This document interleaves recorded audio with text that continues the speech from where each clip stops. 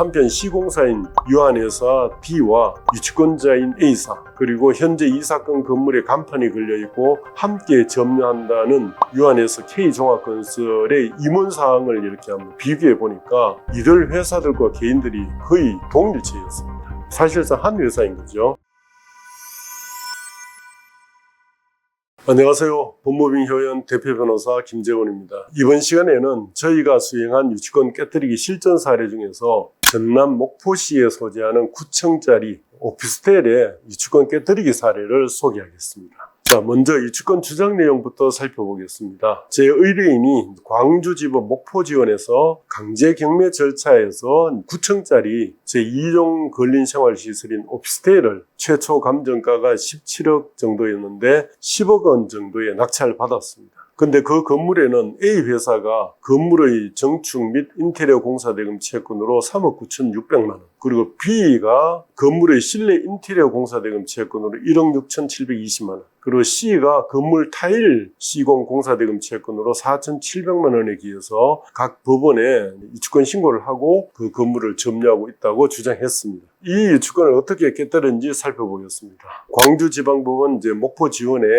유치권 신고자들을 상대로 인도명령 신청을 했는데 그 신청서에 적시한 주요 주장 내용은 다음과 같습니다. 먼저 피담보 채권이 부존재한다. 그리고 신의칙 위반이라는 점을 주장했습니다. 먼저 낙찰자 측에서 대리인을 보내서 정보를 입수해 본 결과 현재 건물을 점유 관리하고 있던 J라는 사람을 만나서 들은 내용인데 이 녹취까지 했죠. 그 내용에 따르면 이 사건 건물을 포함해서 5개의 건물을 유한회사 D가 시공한 사실, 유치권을 주장하는 A사하고 B, C는 명의만 빌려줬고 실제 유치권 행사자는 유한회사 D의 대표이사라는 사실, 그리고 점유자 J가 2013년 8월경부터 이 사건 건물을 포함해서 유한회사 D가 시공한 5개 건물을 전부 관리해온 사실, J는 단지 이제 건물 관리만 했지 유치권 행사로서 점유하는 것이 아닌 사실, 이런 것을 알 수 있었고 그런 내용을 녹취한 녹취록을 전부로 제출했습니다.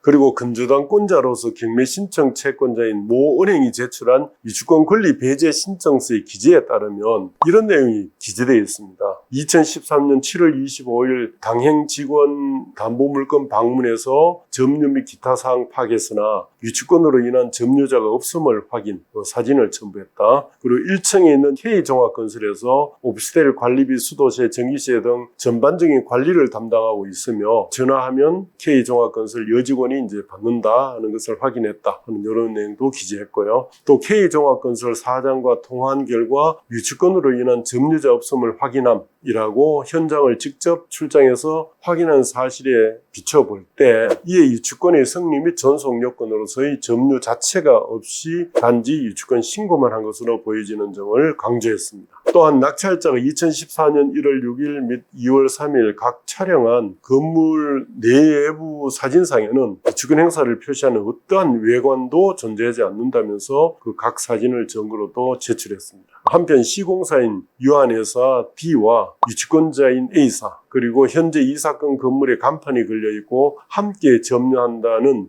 유한회사 K종합건설의 임원사항을 이렇게 한번 비교해 보니까 이들 회사들과 개인들이 거의 동일체였습니다. 사실상 한 회사인 거죠. 유치권자인 B는 현재 유치권자 A사의 대표이사이고 이 사건 공사의 도급인이면서 채무자 소유자인 E는 유한회사 K종합건설의 현 이사인 사실, 또한 모 은행 담당자로부터 확인한 바에 따르면 위 E는 유한회사 D의 대표이사의 가족인 사실에 비춰볼 때 이 회사들은 실질적인 하나의 회사나 다름이 없었습니다. 결국 이 같은 사정을 종합하면 이 사건 건물의 실제 시공자이자 실소유자인 유한회사 D가 주관해서 대표이사의 가족인 E를 공사 도급인으로 내세우고 또 같은 자회사인 A사를 수급인으로 내세운 뒤에 실제로는 유한회사 D가 공사를 한 뒤에 건물 소유 명의를 E에게 명의신탁을 한 상태에서 이 사건 부동산이 경매에 들어가게 되니까 경매 절차에서 저가의 낙찰받을 목적으로 허위 유치권을 행사하기 위해서 명의뿐인 E를 도급인으로 내세운 후에 자회사인 A사와 B의 명의로 유치권 신고를 한 것이 분명합니다. 그리고 유치권자 C는 유치권 신고서만 제출했지 점유한 사실 자체가 없다는 점. 그리고 피담보 채권에 대한 입증도 전혀 없는 점, 그리고 가사 채권이 있더라도 타일 납품 대금 채권, 즉 자재 대금 채권에 불과해서 이 사건 공사와 어떤 결련 관계가 없기 때문에 애당초 유치권자가 될 수 없는 자라고 이제 주장을 했습니다. 자, 결론적으로 이 사건 건물의 실질적 시공자이자 소유자는 유한회사 D이고, 유치권을 주장하는 A사, B, C는 오로지 명의만 빌려진 허위 유치권자라 할 것인데, 그렇다면 유치권자들에게는 피담보 채권이 존재하지 않기 때문에 유치권이 성립할 수 없고, 유치권 행사를 하더라도 이는 이제 신의칙 위반이라고 이제 주장을 했습니다. 다음으로 경매개시일정 기입 등기 이후의 유치권 점유로서 대항력이 존재하지 않는다라고 주장했습니다. 가사 유치권자들에게 피담보 채권이 존재하고 현재 또 점유하고 있다 하더라도 그 점유가 경매개시일정 기입 등기 이후에 이루어졌다면 매수인인 낙찰자에게 이제 대항할 수 없는 것입니다. 자, 이 사건 건물에 대해서는 세 차례 경매 개시 결정이 있었지만 최초 경매 사건에 의해서 경매 절차가 진행이 됐는데 유치권자들은 최초 경매 개시 결정 이후에 유치권 신고를 했습니다. 이 사건에서 경매 기입 등기일은 2013년 5월 7일입니다. 목포지원의 집행관이 4차례나 현장에 이제 출장해서 점유관계를 조사한 결과를 기재한 현황조사서 내용에 임차인들이 점유를 하고 있고 유치권자의 점유는 전혀 나타나지 않는 점, 그리고 감정평가사가 현장 조사를 해서 작성한 이 사건 감정평가서의 토지건물평가 요항표의 기재를 보더라도 기타 참고사항, 임대관계 기타 항목에 임대관계는 미상이라고 표시되어 있고 달리 유치권자의 점유 사실이 나타나 있지 않는 점을 주장했습니다.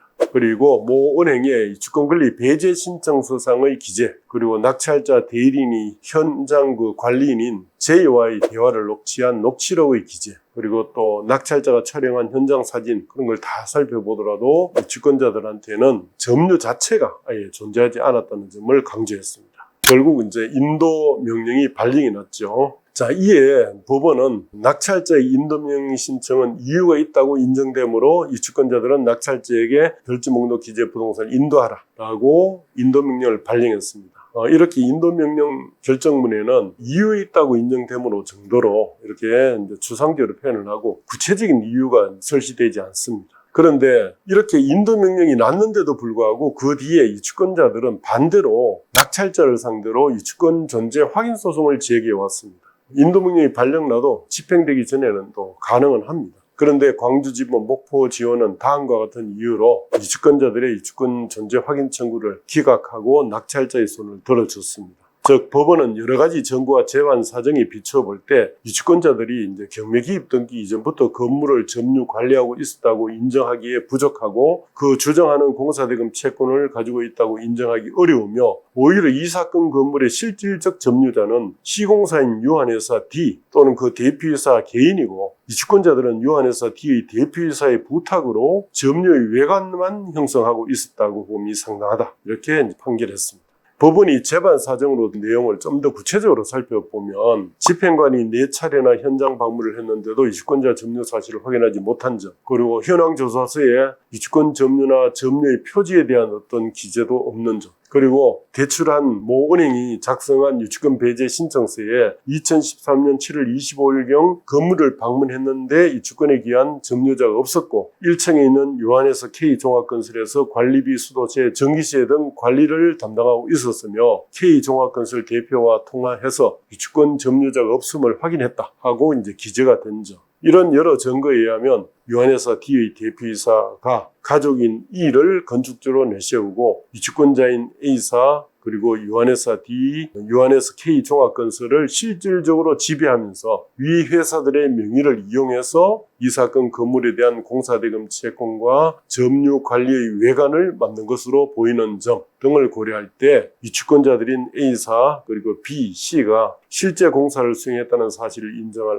아무런 증거가 없다. 그런 이유로 유치권자들의 청구를 기각하고 낙찰자 손을 이제 들어줬습니다. 결론적으로 이 사건은 전형적으로 건축주와 시공자가 짜고 가장 유치권을 만든 사례이므로 유치권 지키기 관점은 불필요할 것 같습니다. 이처럼 건축주와 시공자의 관계가 뭔가 좀 의심스럽다 할 때는 실제 이들이 이제 동일체일 가능성이 높기 때문에 먼저 관련 법인 등기부와 임원들의 주소지를 비교 분석해보고 건축주와 시공사의 임원들이 서로 겹치는지 어떤 관계인지 확인을 해볼 필요가 있습니다. 그리고 건축주와 시공사가 개인 관계라면 그들 사이가 어떤 가족 관계가 있는지 주소지 등을 또 확인해 볼 필요가 있습니다. 나아가 금융기관의 자료, 입주권 배제 신청서나 입주권 포기각서 이런 거를 이제 입수하거나 거기에 해당되는 관련된 점유자나 이런 증인의 증언을 확보하거나 또 관련자와 어떤 대화를 통해서 녹취를 하는 등의 방법으로 그들 사이에 동일체 관계를 밝혀내서 입주권을 깨뜨릴 수 있음을 이제 배웠습니다. 감사합니다.